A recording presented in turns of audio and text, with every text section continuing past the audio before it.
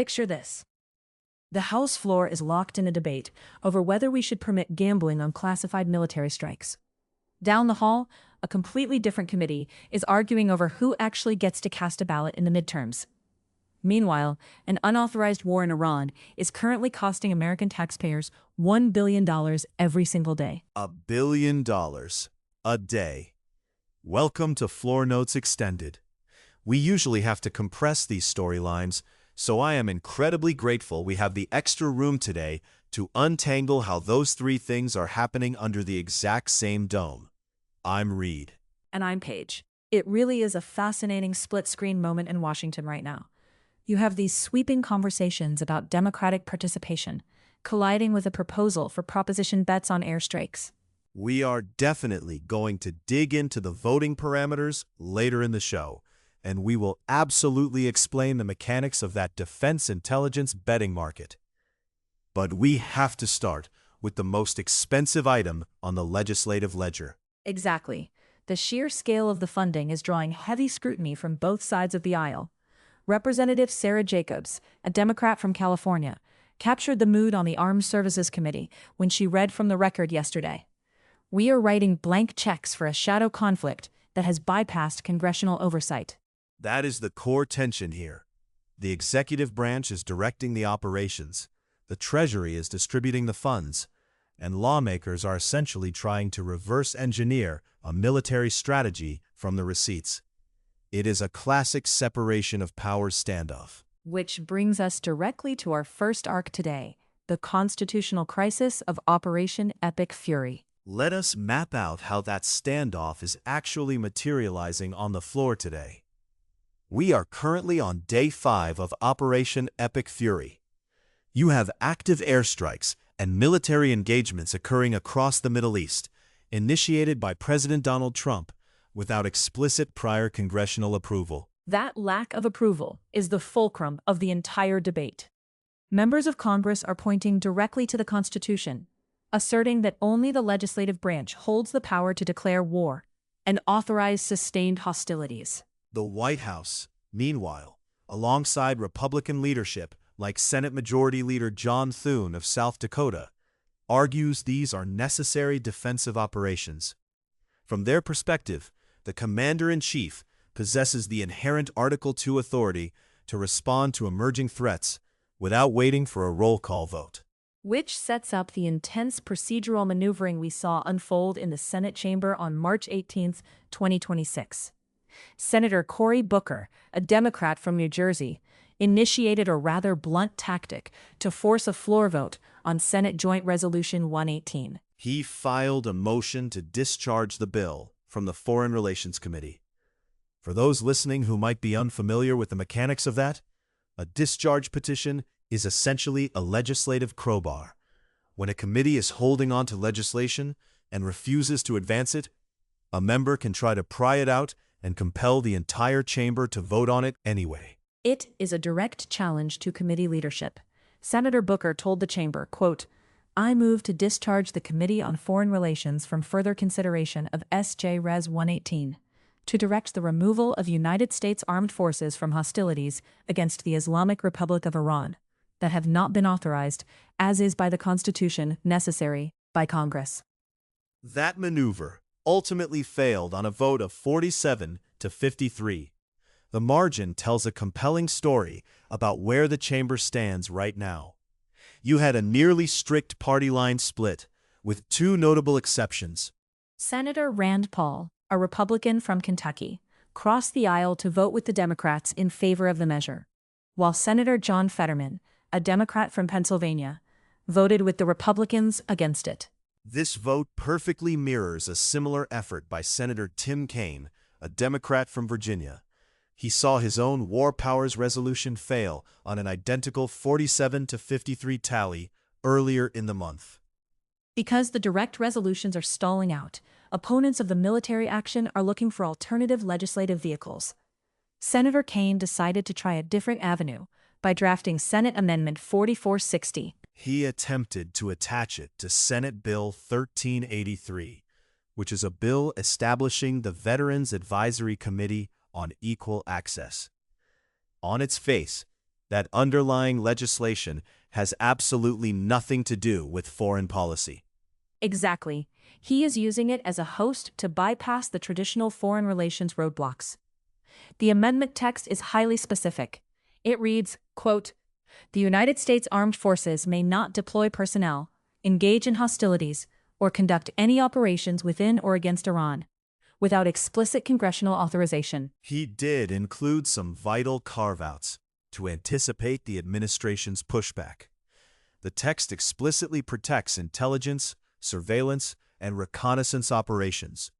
It also contains a rule of construction, ensuring the military can still defend against armed attacks on U.S. facilities. And it protects intelligence sharing with allies like Israel. So, the strategy is to draft a boundary that stops active offensive hostilities while preserving fundamental defensive monitoring capabilities. One detail in Senator Kane's amendment that caught my eye was subsection D, the sunset provision. Right.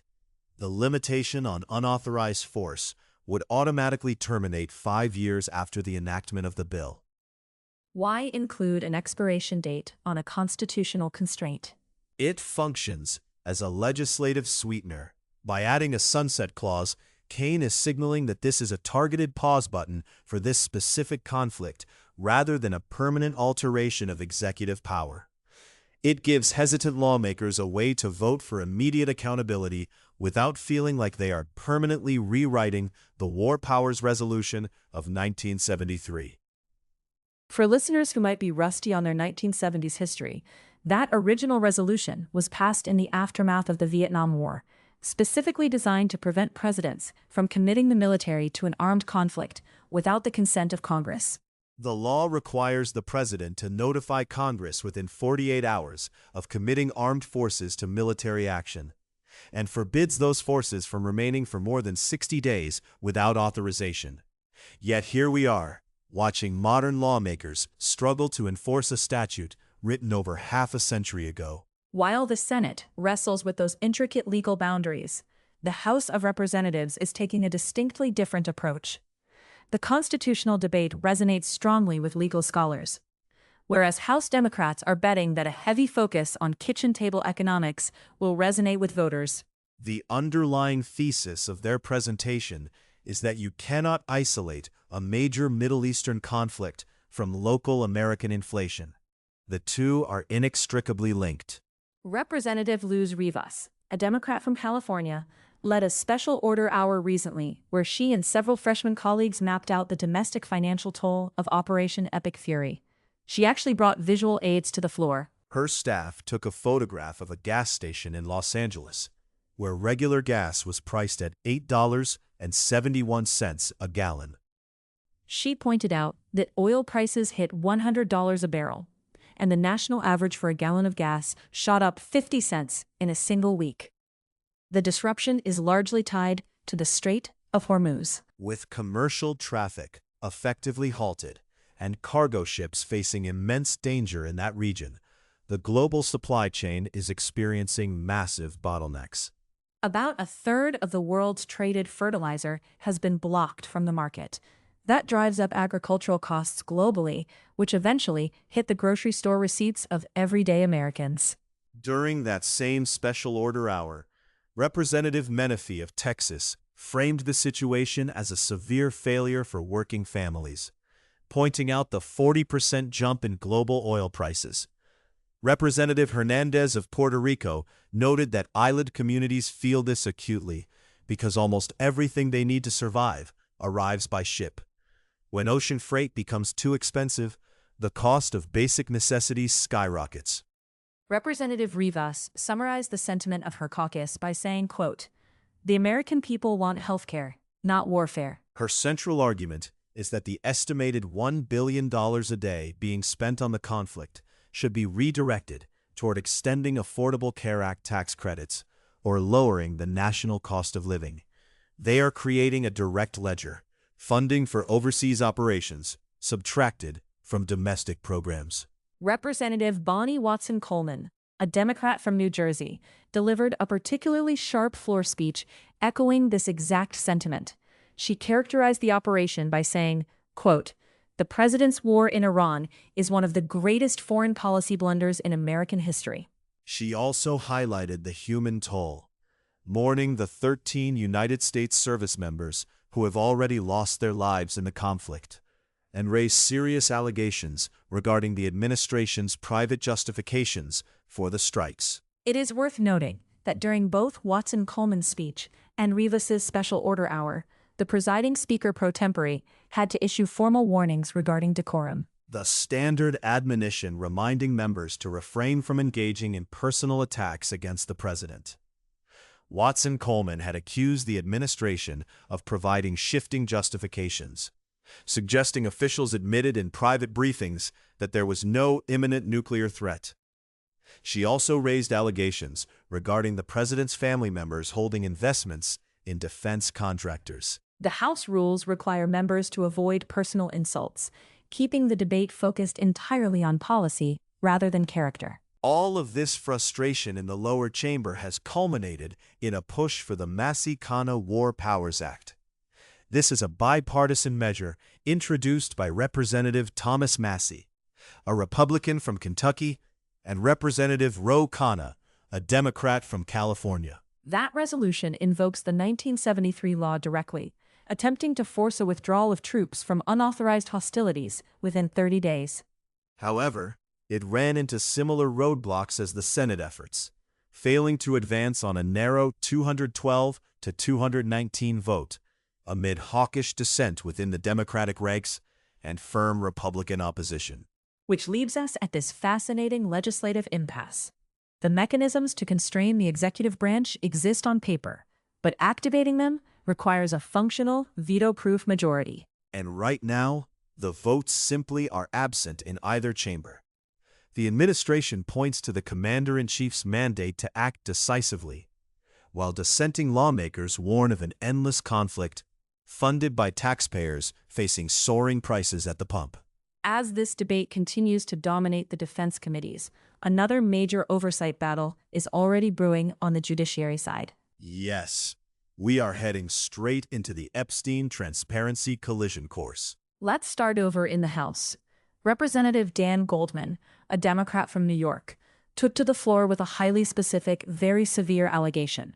He formally accused Attorney General Pam Bondi of perjury, which is a significant escalation. This goes beyond the usual oversight friction we see between the branches.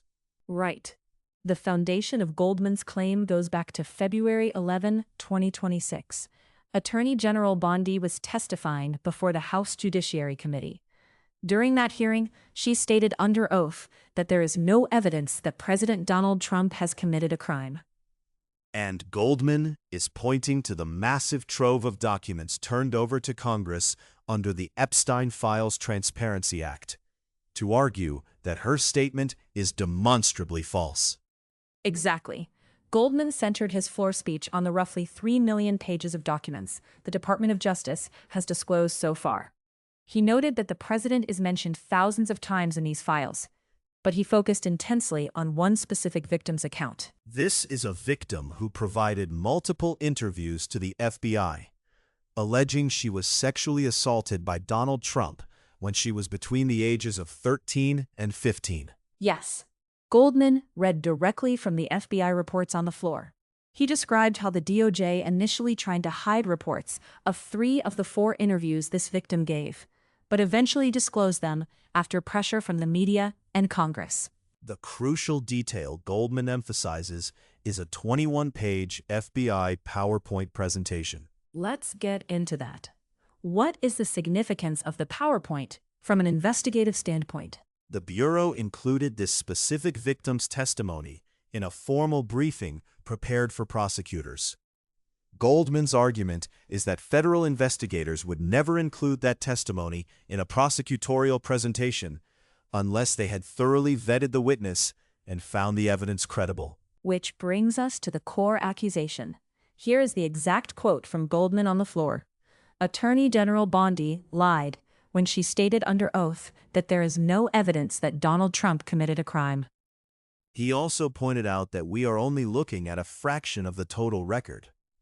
Goldman claims the DOJ is still refusing to turn over another 3 million pages. And he highlighted a pattern of contradictions in the public record. He brought up a 2003 birthday card the president gave to Jeffrey Epstein. Goldman read it into the Congressional Record. "A pal is a wonderful thing. Happy birthday, and may every day be another wonderful secret." That phrasing certainly stands out, given everything we know now about Epstein's operations. Goldman also pointed to a 2006 phone call, when Palm Beach County opened an investigation into Epstein that eventually went public. The local police chief received a call from Donald Trump. According to the records Goldman cited, the president told the chief, "Thank goodness you're stopping him. Everyone has known he's been doing this." Goldman essentially asked the chamber, why would someone completely uninvolved call a police chief immediately upon learning about an investigation? He is using these documents to paint a picture of an administration intentionally obscuring the truth. He even held up a document during his speech to demonstrate the disparity in redactions. He showed a page that was heavily redacted for the public, but provided unredacted to Congress. This creates a fascinating dynamic. Lawmakers can see the unredacted information, which they argue contradicts the president's public statements, such as his claims about never visiting Epstein's properties or knowing about underage girls, but they are constrained in how they can act on it. We actually saw that constraint play out in real time during Goldman's speech. The Speaker pro tempore had to interrupt him to issue a reminder about House rules regarding the use of disparaging language toward the president. It is a perfect illustration of the constitutional tension at play here. You have a member of Congress using official debate time on the House floor to accuse a sitting cabinet official of covering for the commander-in-chief, while the presiding officer attempts to maintain standard parliamentary decorum. Now, while the House deals with the Attorney General's testimony, the Senate is trying to build a completely new investigative apparatus. Senator Adam Schiff, a Democrat from California, introduced an amendment to a Veterans Affairs bill.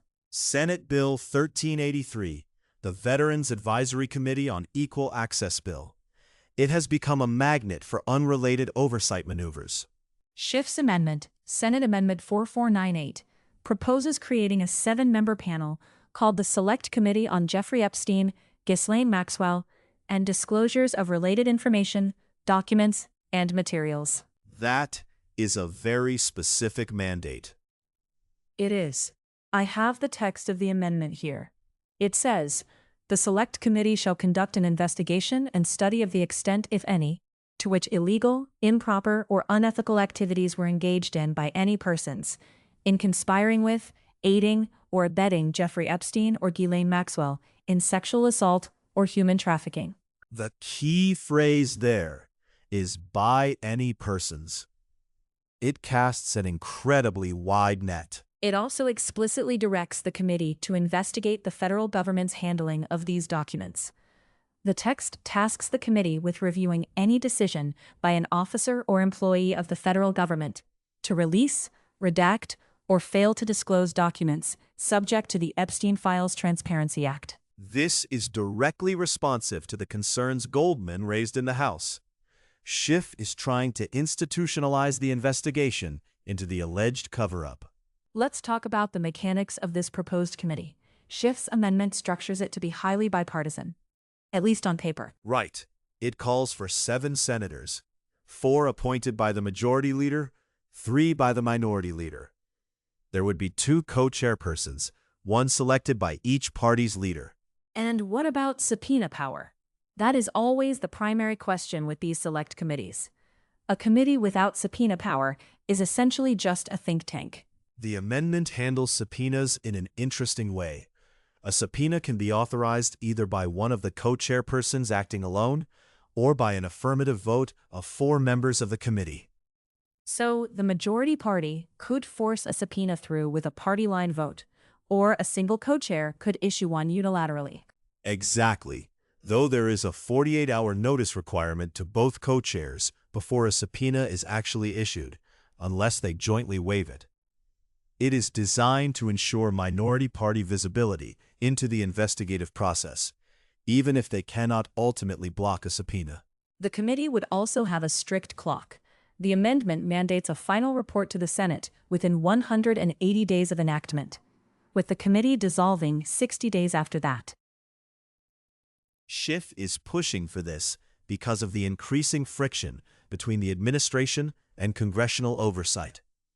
Just recently, we saw a very heated exchange during a Senate Judiciary Committee hearing between Schiff and FBI Director Kash Patel. That was over the Bureau of Prisons, transferring Ghislaine Maxwell to a minimum security facility.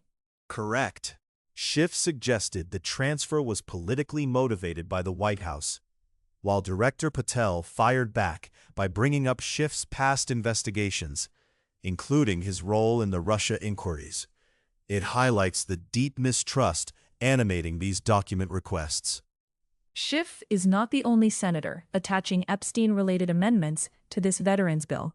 Senator Ron Wyden, a Democrat from Oregon, submitted Senate Amendment 4465. If Schiff is focused on the federal government's document handling, Wyden is entirely focused on the money.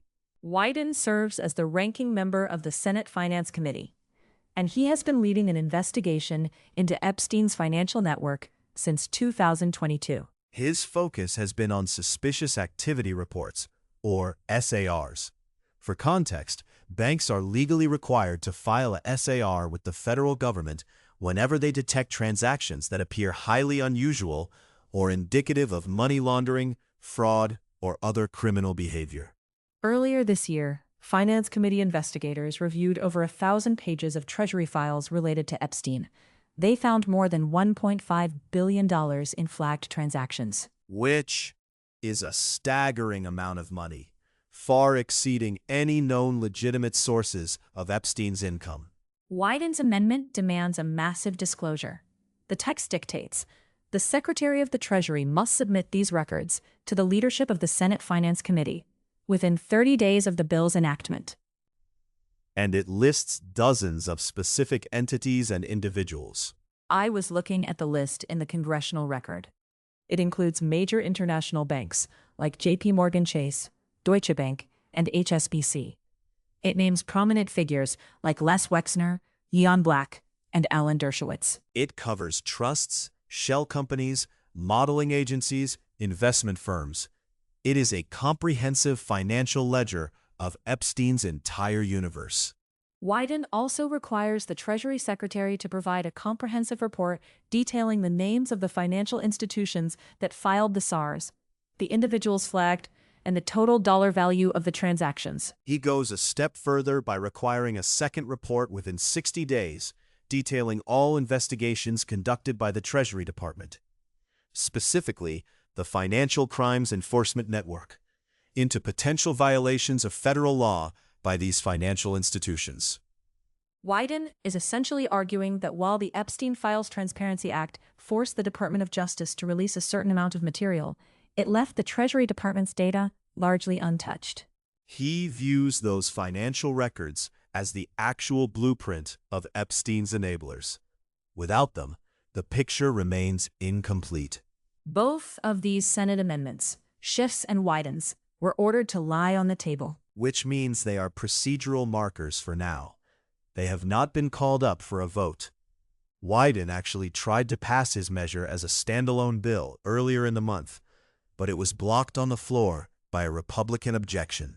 It leaves the entire transparency push in a precarious position. The House is elevating accusations of perjury, while the Senate is drafting expansive investigative frameworks that currently lack the votes to become law. All while the clock keeps ticking toward the midterm elections, which introduces an entirely different set of pressures on the legislative calendar. That dynamic is already reshaping the broader legislative agenda. Which leads us directly into our next topic, the SAVE Act standoff and midterm warfare. So, the Senate is currently locked in a marathon debate over S. 1383, better known as the Save America Act. And this piece of legislation has essentially become the proxy war for the 2026 midterms. The SAVE Act, which stands for Safeguard American Voter Eligibility, mandates that anyone registering to vote in a federal election must provide documentary proof of U.S. citizenship. We are talking about physical documents, a passport, a birth certificate, or a specialized affidavit. Right. And it also imposes new identification requirements for mail-in ballots and address updates. This is President Trump's top legislative priority right now. The House already passed an amended version, and on March 17, 2026, the Senate voted 51-48 to proceed to debate. That vote was strictly along party lines, with Senator Lisa Murkowski, a Republican from Alaska, joining Democrats in opposition. Which means we are now in the middle of an extended floor debate that could last for days. The central premise from the Republican side is straightforward. They argue the current system relies too heavily on an honor code. Majority Leader John Thune, a Republican from South Dakota, laid out the GOP's foundational argument. He pointed to polling that suggests most Americans already assume proof of citizenship is required to register. He drew some comparisons on the floor, noting that people have to prove their identity to get a job, board a plane, or receive government benefits. So voting shouldn't be treated any differently. Here is how Senator Thune put it on the floor. Quote, "Only American citizens should be voting in American elections." That is the exact phrase you will hear repeatedly from the bill's supporters. To understand why Republicans say this legislation is necessary right now, we have to look at the legal history they are citing, specifically a deep dive provided by Senator Mike Lee, a Republican from Utah. Senator Lee took the floor to trace the issue back to the 1993 National Voter Registration Act, commonly known as the Motor Voter Law. That is the statute allowing you to register to vote when you get your driver's license. He paired that history with a 2013 Supreme Court decision, Arizona v. Intertribal Council of Arizona. According to Senator Lee, that ruling created a structural gap by preventing states from requiring documentary proof of citizenship on standard federal registration forms. Because 19 states and the District of Columbia currently issue driver's licenses to non-citizens, Lee argues the motor voter framework inadvertently creates a massive vulnerability for ineligible individuals to enter the voter rolls. He pushed back forcefully on the idea that the SAVE Act would be an undue burden. He pointed out that everyday Americans fill out an I-9 form to start a new job, which requires proving citizenship with documentation. Lee also directed attention to a specific provision in the bill, found on page 14 of the substitute amendment, that allows voters to submit a sworn affidavit if their documents were lost in a fire, stolen, or otherwise inaccessible. He also took aim at arguments that the bill violates federalism or states' authority. He noted that Article 1 of the Constitution explicitly grants Congress the power to establish uniform rules for federal elections. In his view, the legislation is entirely party agnostic. It is about preserving the legitimacy of the American constitutional republic. He summarized his stance with this principle, quote, "We can and we must accomplish both. We can't skip over either one. Make it easy to vote and hard to cheat." Democrats view the legislation through a completely different lens. They describe the SAVE Act as a severe overreach that threatens to disenfranchise millions of eligible voters while overriding state-level election systems. Senator Amy Klobuchar, a Democrat from Minnesota, delivered a lengthy rebuttal. She argued the bill is fundamentally about erecting barriers to the ballot box, particularly for specific demographics who may not have passports or original birth certificates readily at hand. She cited research suggesting that upwards of 21 million Americans do not have ready access to the required documents. She specifically highlighted the logistical hurdles for rural voters, who might have to drive hours to submit an in-person affidavit, or the 69 million married women whose current names might not match the names on their birth records. Klobuchar mapped out exactly how the bill would dismantle current registration methods. Under the SAVE Act, online voter registration, mail-in registration using the standard federal form, and automatic motor voter registration would all face severe new limitations, or be eliminated entirely. She referenced testimony from Minnesota's Secretary of State, Steve Simon, who warned that the legislation would cost counties and cities untold millions of dollars and require an impossible 60-day implementation window, creating chaos right before the midterms. Klobuchar also raised alarms about the administrative side of the bill, which would require states to share their voter data with the Department of Homeland Security. That data sharing component is a major flashpoint. The bill mandates running voter rolls through federal algorithms, specifically a tool associated with the Department of Government Efficiency, or DOGE, to identify and remove suspected ineligible voters. According to Senator Klobuchar, 24 states, including several with Republican election officials, have previously refused to hand over this kind of sensitive data. They cite privacy concerns, and Klobuchar noted that the Justice Department previously admitted in court that DOGE employees shared Americans' personal data with partisan organizations. She framed the entire effort as a political maneuver, reading a quote from the president where he stated the bill would guarantee the midterms. Klobuchar argued that Congress should instead be focusing on economic issues, like healthcare premiums, the impact of tariffs, and the rise of artificial intelligence in political campaigns. Which brings us to the other massive complication hovering over this entire debate: the broader funding standoff. The SAVE Act isn't operating in a vacuum. It is deeply entangled with the appropriations process, specifically the funding for the Department of Homeland Security. This is where the threat of a government shutdown enters the picture. The administration has threatened vetoes on unrelated funding measures if their election security priorities aren't met. Senator John Barrasso, a Republican from Wyoming, took the floor to connect the border to the ballot box. He pointed to what he described as 10 million illegal immigrants entering the country under the previous administration, arguing that Democratic policies enable non-citizen voting in swing states. Barrasso used Oregon as a cautionary tale. He stated that the state is still scrambling to clean up its voter rolls after automatically registering non-citizens who received driver's licenses. He then pivoted to the ongoing Homeland Security funding gap. Because DHS is currently operating under constrained funding, certain operations have been scaled back.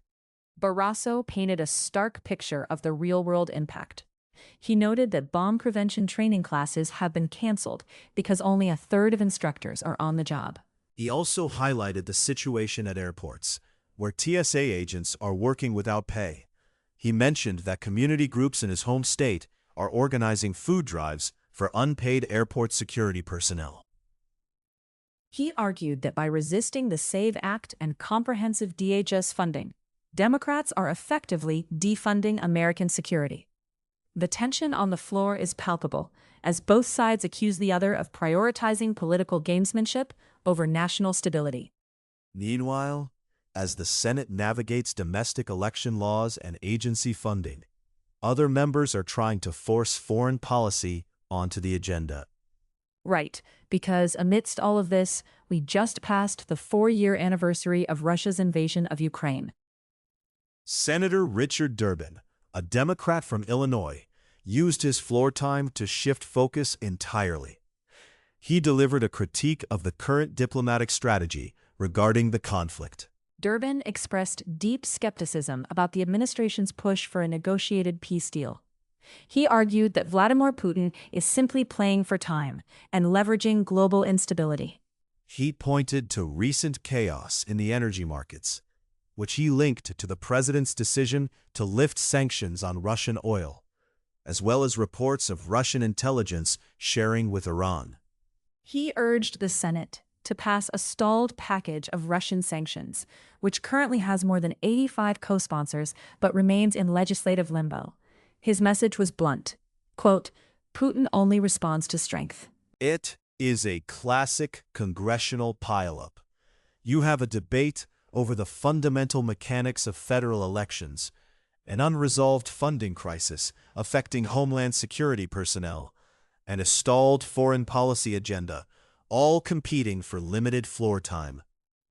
And to add to the surreal nature of the Senate schedule, these high-stakes debates are routinely punctuated by standard procedural business. Case in point, right in the middle of this intense partisan standoff, Senator Chuck Grassley, a Republican from Iowa, paused the proceedings for a brief tribute to Women's History Month, sharing a quiet reflection on his mother's participation in the women's suffrage movement. It is a perfect encapsulation of the upper chamber. One moment you are debating the existential future of the republic, and the next you are yielding the floor for historical anecdote. But the reality remains that with the 2026 midterms casting a long shadow, finding 60 votes to break a filibuster on any of these major issues seems increasingly unlikely. The pressure is immense, but the legislative calendar doesn't stop for gridlock. As the Senate attempts to untangle the SAVE Act, another major policy push is quietly gathering momentum behind the scenes. Exactly.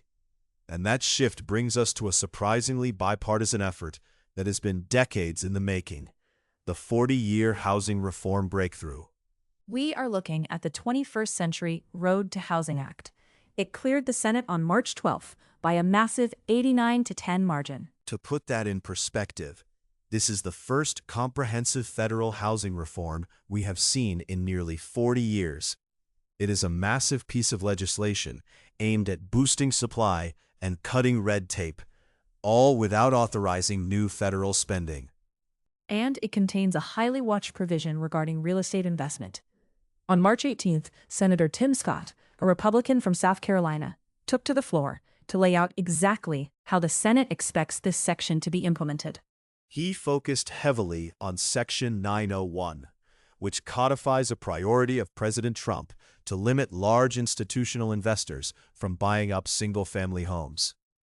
Over the last few years, major corporate entities have purchased large blocks of residential properties, shifting the landscape for individual homebuyers. Senator Scott wanted to make sure the Congressional Record reflected the nuance of the policy. He stated directly, quote, "It is important to note that this provision is not a blanket ban on large institutional investors purchasing single-family homes. It completely grandfathers in existing holdings of large institutional investors." Right. And he outlined several specific exceptions. The legislation allows institutional purchases if the homes are part of a program designed to transition renters into homeowners, like right of first refusal arrangements or down payment support. There is also an exception for communities serving individuals 55 and older. The complexity comes in with what happens to properties that fall under certain exceptions. The bill includes a 7-year disposal requirement, meaning investors eventually have to sell those specific properties off.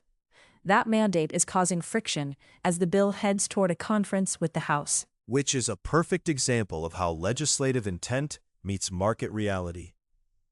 The National Association of Home Builders is warning that this 7-year sale mandate could accidentally slash single-family housing production by up to 40,000 units annually. Their argument is that builders rely on institutional financing to fund large-scale construction, and forced sell-offs make those projects too risky. The Senate is trying to strike a precise balance between limiting corporate ownership of existing homes and ensuring developers still have the capital to build new ones. Senator Scott emphasized that the exceptions are designed to guarantee housing supply growth is protected. But will the House accept that balance? They passed their own version of a housing bill back in February by a vote of 390 to 9. But merging these drafts is proving difficult. House negotiators are facing pressure from builders to strip the 7-year mandate entirely. The disagreements extend beyond the housing provisions. The Senate bill includes a sunset clause prohibiting the Federal Reserve from issuing a central bank digital currency until 2031. Senator Scott clarified that this does not automatically grant the Fed new authority when the ban expires. House Republicans, however, are pushing for a permanent ban on a central bank digital currency, along with several unrelated community bank deregulations that were cut from the Senate version. There are highly technical elements at play, too. Senator Scott spent time on Section 213, which adjusts Federal Housing Administration loan limits for multifamily properties. He explicitly noted the intent is that these new statutory limits should not fall below the inflation-adjusted figures the Department of Housing and Urban Development currently uses. That level of detail on the floor is a clear signal to executive branch agencies. When you have an 89-10 vote, the sponsors want to ensure the regulatory implementation matches the legislative compromise. The White House has signaled active support for the reforms, and Senator Scott urged the House to act quickly. With the midterms approaching and varying industry pressures, the final shape of this legislation remains in flux. It is a classic conference committee showdown. You have broad bipartisan agreement on the core goal of increasing housing supply, alongside deep divisions on the mechanical levers required to get there. We will keep monitoring the negotiations. Up next, we shift from real estate to federal oversight, diving into the latest DOGE audits and healthcare integration. That intersection of federal oversight and healthcare is getting a lot of attention this week. Lawmakers are attempting to navigate the medical industry from two distinct angles: corporate consolidation on one side and federal budget reductions on the other. Let's start with the consolidation piece. Senator Jeff Merkley, a Democrat from Oregon, introduced Senate Amendment 4633. He is calling it the Patients Over Profit Act, or the POP Act. The goal is to ban vertical integration in the healthcare industry. Vertical integration is a term we usually hear in tech or manufacturing. In healthcare, it means an insurance company simultaneously owning the doctors or the clinics that provide the actual care. Exactly. The amendment is incredibly explicit about stopping this practice. Let me read from the text.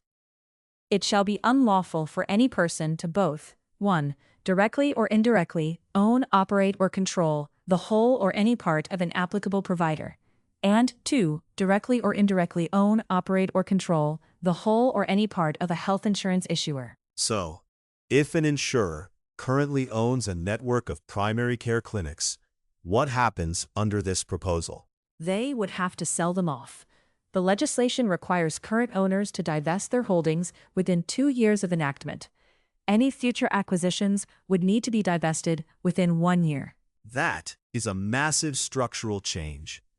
To ensure compliance, the amendment empowers the Department of Health and Human Services Inspector General, the DOJ Antitrust Division, the FTC, and state attorneys general to bring civil actions. Those are aggressive enforcement measures. The penalties are also severe. If a company violates these rules, the FTC can disgorge the revenue earned during the non-compliance period. That money is then deposited into a fund specifically meant to serve the healthcare needs of the affected community. Furthermore, any claims submitted by violating entities under Medicare Advantage would be classified as fraudulent under the False Claims Act starting January 1, 2027. Looking at the counterargument, you can expect significant industry pushback. Insurers often argue that owning clinics helps them coordinate care and keep costs down for patients. The sponsors of this amendment clearly disagree, viewing it as a monopolistic practice that limits competition and drives up costs. The amendment explicitly applies to entities receiving Medicare Part B or Medicare Advantage payments. It does carve out exemptions for hospitals, rural emergency centers, and pharmacies. While Senator Merkley is focused on the private sector structure, there is an equally significant move happening regarding public funding. Senator Ben Ray Lujan, a Democrat from New Mexico, is zeroing in on the Department of Government Efficiency, or DOGE. Senator Lujan submitted an amendment requiring the Government Accountability Office to track exactly how DOGE's recommended funding reductions will impact medical research. He wants a formal paper trail. As DOGE pushes for fiscal austerity across federal agencies, lawmakers are debating what those cuts mean for long-term scientific innovation. The directive is clear. The text states, "The Comptroller General of the United States shall conduct a study on the impact of reductions in federal funding recommended by the Department of Government Efficiency on the following types of medical research." What specific fields are they evaluating? The mandate covers neurological research like Alzheimer's and dementia, basic and clinical cancer research, pandemic preparedness, HIV/AIDS, and women's health. The scope is exceptionally broad. The GAO is tasked with assessing how these funding drops affect the number of active clinical trials, workforce capacity, and geographic disparities in rural areas. They also have to look at whether the cuts cause delays in developing life-saving treatments. Since the underlying legislation here is the Veterans Advisory Committee on Equal Access Bill, Senator Lujan specifically included a requirement to evaluate how these research cuts impact the health outcomes of veterans and service members. It is an attempt to quantify the risk of pulling federal dollars out of complex, multi-year medical studies. Research institutions rely on predictable funding. When that becomes volatile, it can alter everything from hiring scientists to the global leadership of the United States in biomedical research. The amendment requires a 4-year retrospective analysis of funding levels. The Comptroller General would have 18 months to submit the final report to Congress. Lawmakers are trying to balance those massive structural shifts in both the private insurance market and the federal research budget. We will see if either amendment makes it into the final package. Next, we are stepping away from healthcare policy to look at a highly unusual regulatory debate. We are diving into the legal fight over betting on war and assassinations. We are moving from the healthcare delivery system to the financial gamification of national security. That is quite the pivot, but this is a fascinating space. We are looking at platforms like Polymarket and Kalshi, where users can wager on real-world events. Representative Blake Moore, a Republican from Utah, took the floor to discuss this issue. He is specifically looking at how these prediction markets handle geopolitical crises. Since we have a bit more time today, let's break down how the mechanics actually work. In a traditional casino setup, a bookie sets the odds. On these platforms, you buy shares in a yes or no outcome. The price of the share fluctuates based on crowd sentiment and breaking news. If the share hits $1, the event happened. Legally, these platforms classify this activity as investing through event contracts rather than gambling. Moore pointed out that this relies on an old provision in the Commodity Exchange Act, which allows them to bypass state laws entirely. That is a massive distinction. Sports betting is currently prohibited in 19 states. However, because these platforms argue they are selling legacy financial instruments, anyone with an internet connection can log on and start trading. Which brings us to what people are actually trading on.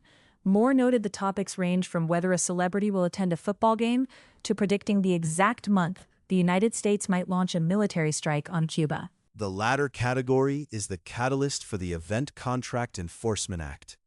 When you introduce a profit motive to international conflict, you create a complex new incentive structure. Moore shared some specific data on the floor regarding recent operations in Iran. Hours before those strikes happened, over 150 accounts invested more than $1,000 each, betting on the exact timing of the military action. 6 of those traders walked away with a combined $1.2 million. When you see a sudden, highly coordinated influx of money right before a classified operation takes place, the immediate concern is insider trading. It suggests individuals are monetizing non-public knowledge. Moore was very direct about his stance. He said, and I quote, "Our classified military strikes should not provide an opportunity for bettors to play or profit." He brought up another compelling example from January. According to the record, one investor made over $400,000 by purchasing shares on the fall of Nicolas Maduro. The trader finalized the purchase right before the official capture was announced by the administration. Under Moore's bill, H.R. 7840, the Commodity Futures Trading Commission would be required to explicitly prohibit event contracts that involve terrorism, assassination, war, criminal activity, or sensitive government actions. It also seeks to ban trading on election outcomes. The core debate revolves around defining the proper use of a financial tool. Contracts like these have existed for decades, primarily for agricultural or business hedging. A farmer buying a contract to hedge against a drought is an accepted market practice. Treating a military maneuver as a day trading opportunity presents a completely different set of risks for national security. The legislation aims to close the regulatory gap while leaving legitimate business practices intact. Moore stressed that this is a nonpartisan effort, so we will be tracking its path through committee. It is a perfect example of technology scaling up faster than the existing regulatory framework. Lawmakers are now having to draw lines that did not previously need to be drawn. That brings us to the end of today's notes. We appreciate you spending time with us. Thanks for listening. We will be back next week with more from the Congressional Record. And finally, Democrats are pitching a new $600 tax rebate for working families. Which sounds like standard tax policy. Until you look at the funding mechanism. They want to pay for these rebates using the revenue generated from President Trump's contested tariffs. It is a fascinating bit of political jujitsu, taking a trade policy they historically opposed and redirecting the cash to fund a populist priority. Exactly. But there is a rather amusing catch to all of this.